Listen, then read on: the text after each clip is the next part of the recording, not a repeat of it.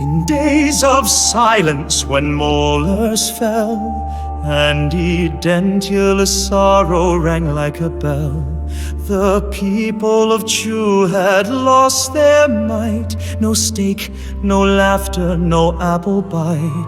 From caverns deep and gums laid bare rose cries of hunger, despair, and care, till brave toothsmiths answered the pain with art, with science, with porcelain and flame.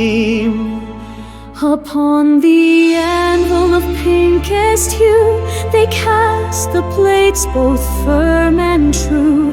With wax and molds and trembling hand they built the smiles to reclaim the land. The elders wept, now they could speak, with resin rose and a gum line sleek. Songs returned to the dinner hall, and soup no